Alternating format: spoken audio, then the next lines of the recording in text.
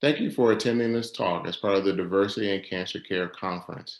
I am Kelvin Moses, Associate Professor of Urology at Vanderbilt University Medical Center. The title of this presentation is Cancer Disparities in the United States, Historical Perspective on Race, Current Challenges, and What You Can Do. So we'll start by defining what is a disparity. According to the Cambridge Dictionary, it means a lack of equality and similarity, especially in a way that is not fair. When we talk about health disparities, we look at the Health Resources and Services Administration, which define health disparities as population-specific differences in the presence of disease, health outcomes, or access to healthcare. For the overarching theme of this presentation, the understanding is that racial disparities in cancer, and really in health overall, outcomes do not occur in a vacuum and will not simply dissolve by ignoring the problem. If you look at trends in cancer incidence by sex and race, you can see that since 1975, Black men have had the highest incidence of cancer compared to all other population in the United States. White women and Black women have somewhat similar outcomes, although these have been changing recently. But Black men have significantly higher incidence compared to white men in the United States. If you look at cancer death rates, the disparity between Black men and white men is much greater. And as you saw before, even though Black women and white women had similar incidence, there is a significant difference in the death rate among Black women compared to white women in the United States. When you look at the 5-year relative cancer survival rates from 2004 to 2010, taking in all sites, you can see there's a 7% relative difference, absolute difference in the risk of death from cancer between whites and Blacks. And while 7% may not seem like a very large number, this actually translates to hundreds of thousands or even millions of people over time. So the question then I've heard many times is, why do disparities exist? And the very simple answer is because they are supposed to. And what I'm going to do is review the historical context of medical care in the United States and then relate it to contemporary data. So the United States in the pre-Civil War era, and so I'm talking from the 1600s to 1860s, the vast majority of Blacks in this country were slaves or indentured servants. Black people were only given the minimum care to maintain productivity. The care that was provided was routinely substandard to that which was received by whites and was withdrawn when disease or trauma became chronic or counterproductive, meaning that they could not serve the financial interests of the persons who owned them. Blacks and Native Americans were also used as test subjects in non-consensual medical experiments throughout this period. And lastly, elderly or infirm slaves were routinely sold to medical facilities for use either in experimentation or in cadaver studies, again, without their consent. This image relates a common scene in this period, which was described as medically prescribed punishment. Dr. Samuel Cartwright, who was a prominent physician in Pennsylvania at this time, gave medical terminology to patients who continually tried to escape or those who act in a quote unquote uppity manner. And because of this, as being a activity that was counterproductive, they prescribed severe beatings in order to counter this, what they termed a psychological or medical problem.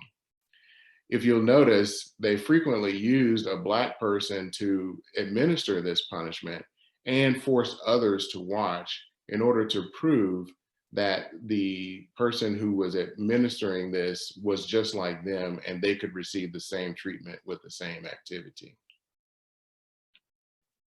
This instrument is called the Sims retractor and is commonly used in obstetrics and gynecology and is named after a prominent obstetrician, Marion Sims. Early in his career in Alabama, he bought 3 slaves and perform multiple non-anesthetic procedures in order to address vesicovaginal fistula.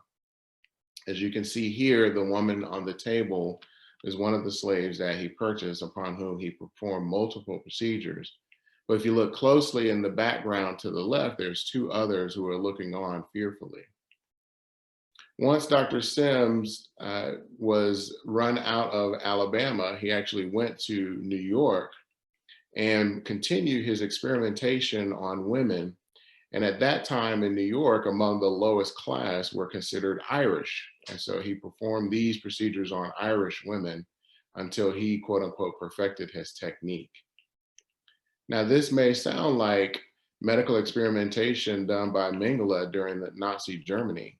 As you can see his quote here, the more we do to you, the less you seem to believe we are doing it. In Germany, there are no statues or memorials to Joseph Mengele or to the Nazi regime. However, in the United States, we have, or used to have, a large statue to J. Marion Sims in the middle of Central Park.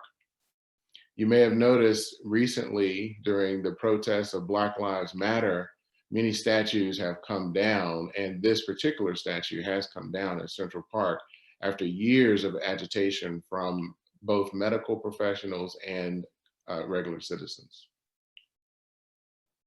What this contributes to, however, is what is known as the Black pain mythology, meaning that as Black persons went through the torture and beatings that were administered, they were felt to not have the same response to pain that white citizens were. And unfortunately, this persists into contemporary times. A study in 2000 showed that patients with broken limbs were less likely than white patients to receive painkillers when presenting to an emergency room in Atlanta. In 2016, a study among medical students at the University of Virginia showed that they believe that Black people's nerve endings were less sensitive than whites, that their blood somehow coagulates more quickly than whites, and that their skin is thicker than whites. This also contributes to a cultural memory among people who have suffered from this type of treatment. There is cultural belief that going to the physician may expose you to experimentation because that did happen. There's a belief that physicians may not treat your pain, which did happen and still does. And that contributes to patients not seeking care at an appropriate time. It also leads to the belief that admitting or discussing your illness may actually cause others to discount your worthiness or even yourself. This is termed, at least among men, as John Henryism. Remember the story of John Henry, who dug a tunnel quicker than a machine to prove his worth as a man. But unfortunately, at the end of that story, he died from exertion. The last thing this relates is that men and women who are no longer virile or fertile are somehow not worthy of receiving care. Again, when men and women who were not able to produce more children to create more slaves, they were now dispensable. So moving forward to the Emancipation and Reconstruction era. So this is from the end of Civil War until 1877. This was a time of relative freedom for African Americans. You had some of the first Black legislators in the country. You did have the right to vote in the country. And a lot of this was put into place and protected by United States troops.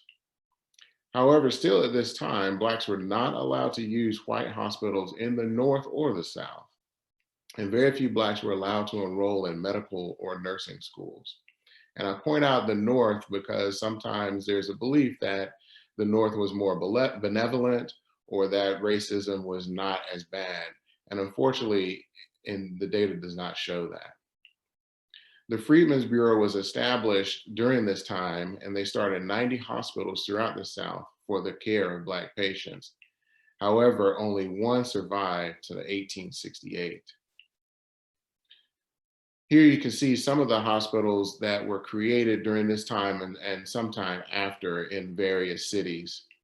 Most of these were either segregated hospitals or at least just for indigent patients. You can see, I live here in Nashville. Hubbard Hospital is associated with Meharry.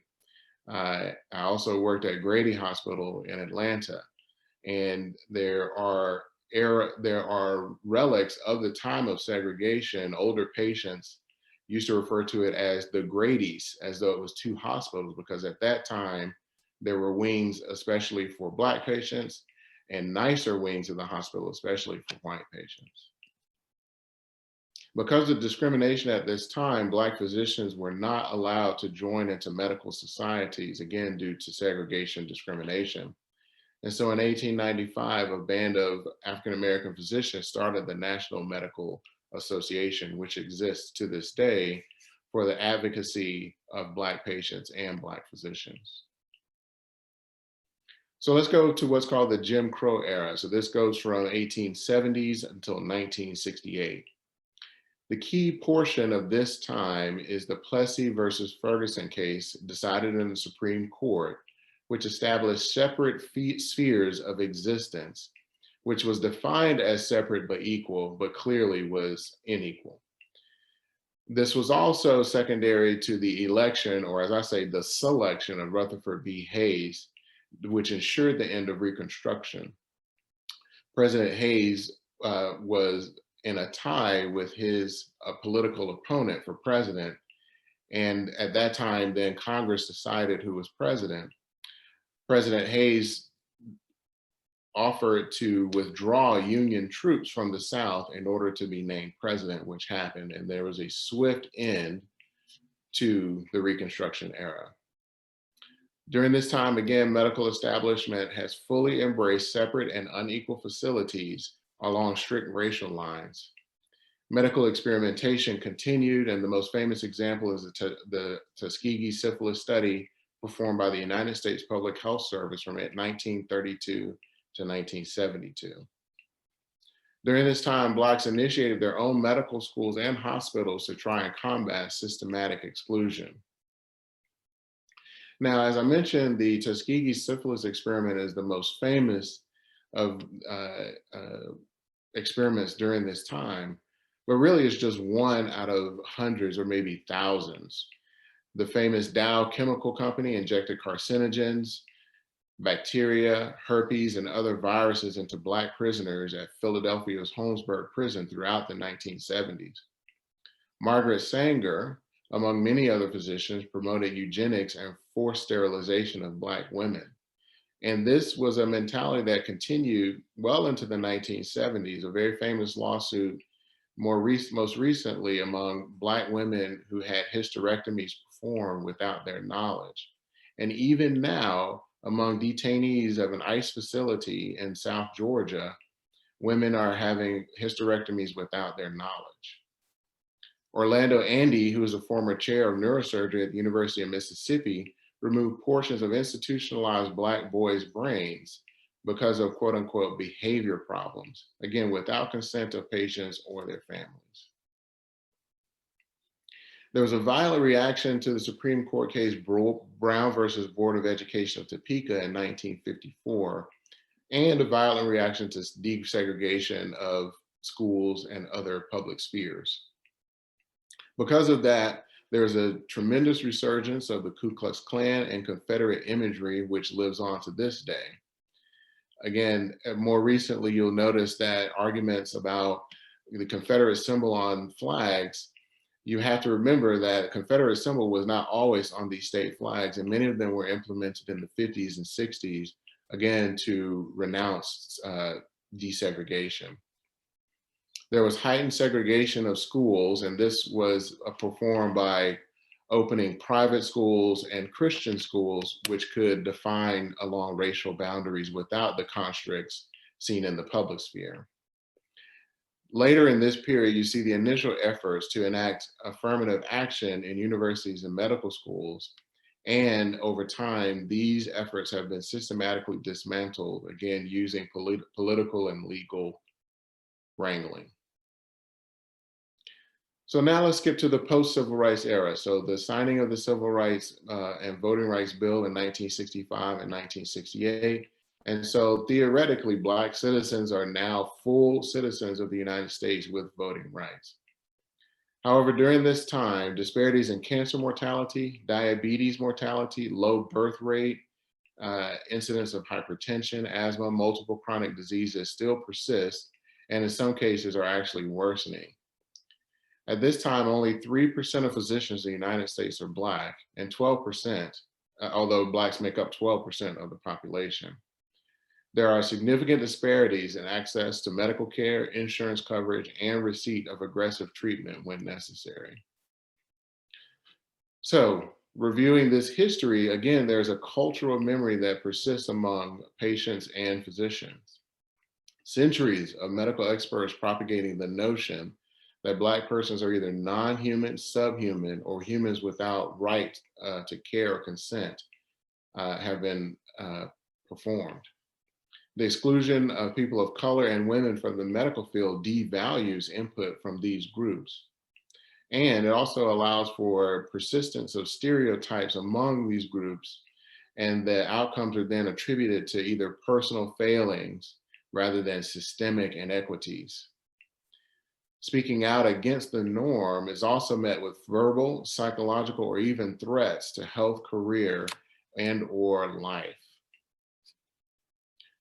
So I wanted to bring this to cancer disparities in light of the purpose of this conference. So in the early 20th century, cancer was viewed with significant fear and was almost uniformly fatal among all populations.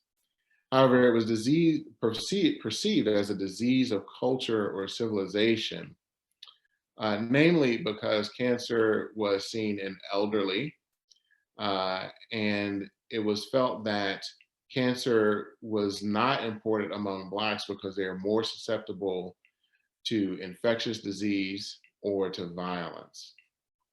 Again, medical societies encourage discussion with one's physicians about early warning signs of cancer, but this was primarily done among white persons, as you can see from the advertisements here to the right. And what you're seeing then is the beginning of a screening disparity.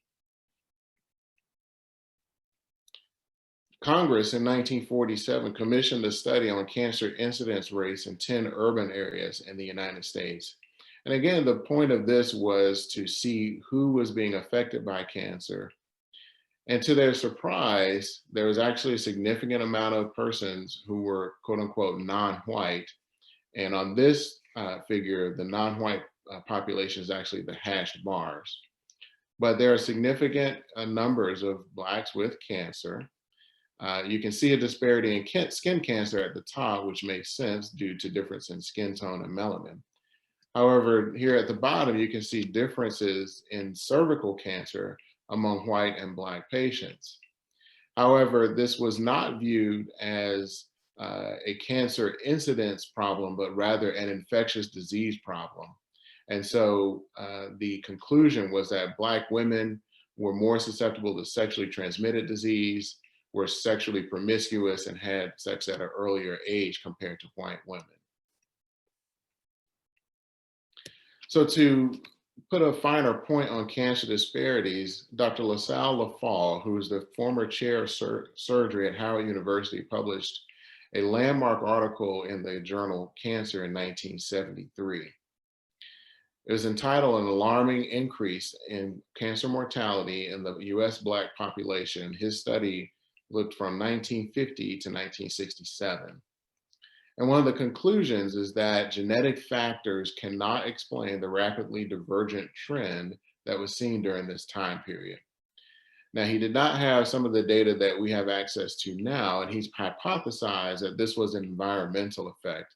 And this is not an unreasonable hypothesis because Blacks and whites did live in segregated areas. Blacks were more likely to live in unsanitary portions of a city, have poor water supply, live closer to landfills or other unsavory parts of cities or towns. But as usual, whenever there is a declaration about inequality that cannot be explained by race, the medical society has responded aggressively and unequally.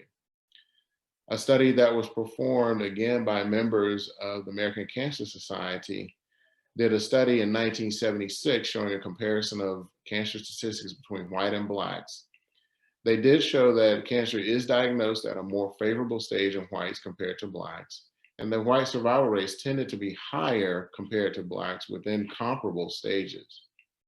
They did show, however, that equivalent results could be achieved in patients with non-invasive cervical cancer when it was diagnosed at a localized stage. One would think then that information like this would show that if blacks could be treated at an earlier stage and could be screened, that you could achieve equivalent results as they showed with cervical cancer.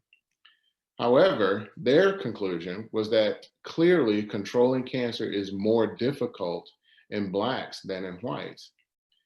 And this translated to physicians then treating cancer in Black patients differently than whites because of this belief that somehow it's different or more difficult. More recent data, again, as I showed earlier in the presentation, that the difference in hazard ratio, that HR means risk of death, is 1.07, meaning that 7% higher risk of death. However, the conclusion is somewhat different now. Differences in cancer biology between racial groups are unlikely to be responsible for those substantial proportion of survival discrepancy. And therefore, differences in treatment, stage at presentation, and mortality from other diseases should represent primary targets of research and interventions designed to reduce disparities. This was published in 2002. So here's a call to action to looking at differences in treatment and stage in order to reduce disparity. What this means is that screening does make a difference. Before screening tests were commonly available, the mortality gaps were narrow and relatively stable, although treatment was always worse in underrepresented populations. However, once screening was implemented in a widespread manner, this led to persistent and widening differences in cancer mortality. The known screenable cancers are breast cancer, which can be done by mammography and breast examination, prostate cancer, which can be done by PSA and digital rectal exam, cervical cancer by pap smear and pelvic examination, and colorectal by blood test and colonoscopy. In addition to screening, treatment makes a difference. And there have been multiple studies in multiple different cancers that have shown that differences in treatment lead to disparities in death. Blacks have excess mortality from colorectal cancer compared to white and are less likely to receive adjuvant chemotherapy after colon cancer treatment, and this has been shown multiple times. In Black women, there is a widening disparity in breast cancer survival compared to whites. Stage-matched Black women are actually less likely to receive treatment, have a longer time from diagnosis to treatment, and lower receipt of adjuvant chemotherapy compared to white women. Additionally, early stage operable disease in Black women are less likely to receive adjuvant chemotherapy regardless of nodal status. And again, as I said, this has been shown in multiple diseases, non-small cell lung cancer, thyroidectomy, acute myeloid leukemia. I am a prostate cancer researcher, and these disparities are particularly glaring among Black men. Black men have over twice the risk of death from prostate cancer compared to white men, and are diagnosed with a higher grade and stage, less likely to receive surgery versus radiation, and more likely to develop cancer at a younger age. Overall, Black men are less likely to receive screening for prostate cancer, however, even though there's this significant higher risk of death. And Black men are more likely to receive radiation or no treatment at all versus surgery and for treatment of prostate cancer. I, along with some colleagues, looked in the early 2000s in the SEER data, which is a national database of surveillance, incidence, and outcomes from cancer. And we wanted to look at race and ethnicity as an independent predictor of receiving any definitive treatment versus no treatment at all. And we combined watchful waiting, which is no treatment, versus active surveillance. And we wanted to look at the relative risk of receiving any one of those treatments compared to watchful waiting or active surveillance. I won't get deep into the data, but what we showed here, that African American patients with low risk disease, intermediate risk disease, and high risk disease all were less likely to receive treatment compared to white men. Among Hispanic men, they were as likely to receive treatment if they had low risk disease. But again, in intermediate and high risk disease are actually less likely to receive definitive therapy. And that includes radical prostatectomy, radiation, brachytherapy, cryotherapy, and surgery. We also looked at the relative risk of receiving any treatment at all. So that would be any of those treatments that I listed versus no treatment. And again, among African American patients, less likely to receive surgery, brachytherapy, cryotherapy, or combination. They're equally as likely to receive radiation at a slightly higher number. And we see a similar trend among surgery for Hispanic men. So a lot of physicians and some naysayers will say, well, because of access to a good education or access to insurance, that maybe that's why there are differences. But here in this study, looking at cancer mortality by education level and race, see that Black women, have higher risk of death from cancer compared to white women, even with greater than 12 years of education. And when looking at Black men versus white men, if you look at the bars on the left, these are all the educational levels up to 17 plus. And even the most educated Black man with 17 plus years of education has higher risk of death from cancer compared to the least educated white man. So let's take a broader view, because racial disparities don't just affect Black people. Hispanics have an emerging disparity in prostate cancer outcomes and other cancers. And because of the increasing population of Hispanics, this will be exacerbated.